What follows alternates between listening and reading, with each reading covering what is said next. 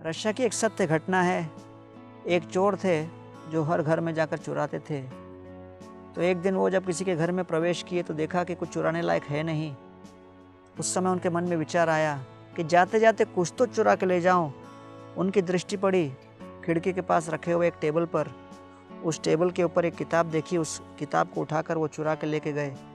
घर पे जाके देखा उस किताब के ऊपर बड़ा सुंदर चित्र बना हुआ है। एक योद्धा है, एक सारथी है, एक रथ है और घोड़े हैं। वो वास्तव में दृश्य था अर्जुन, कृष्ण और रथ का, जो कि श्रील प्रभुपाद के द्वारा लिखित भगवद गीता यथारूप ग्रंथ थी। उस ग्रंथ के कवर को देखकर उनको लगा कि शायद इस ग्रंथ के अंदर ये रहस्य दिया होगा कि कैसे हम चोरी डकैती ज़्यादा अच्छा कर पाएंगे और अस्त्र शस्त्रों का प्रयोग कर पाएंगे। ऐसा विचार करके उन्होंने सोचा कि चलो हम इस ग्रंथ को पढ़ते हैं। बहुत गहरे रूप से उस ग्रंथ को पढ़ने लगे तो मालूम पड़ा कि वास्तव में यह ग्रंथ तो तत्वज्ञान से भरा हुआ है। ग्रंथ को पढ़ते पढ़ते समझ गए कि वास्तव में मुझे लगता था मैं चोर हूँ, लेकिन जगत में हर व्यक्ति जो भगवान के भोक्तापन को स्वीकार नहीं करता वही चोर है।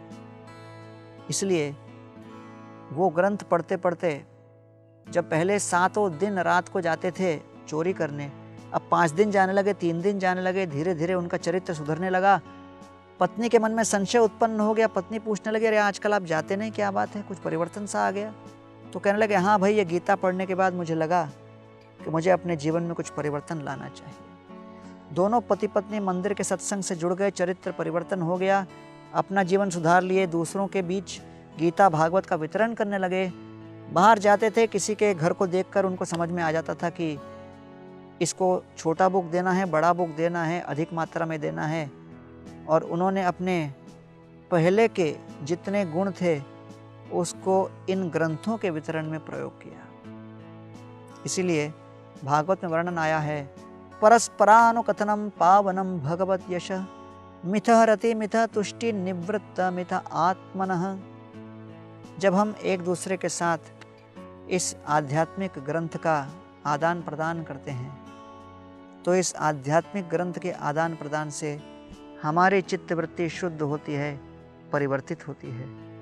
हमें चाहिए कि हम इस गीता और भागवत के ग्रंथ को अपने जीवन में उतारें और इसका वितरण दूसरों में करें, जिससे कि हम अपने हृदय का परिवर्तन कर लें और दूसरों के अंदर भी चरित्र परिवर्तन भली भांति कर सकें।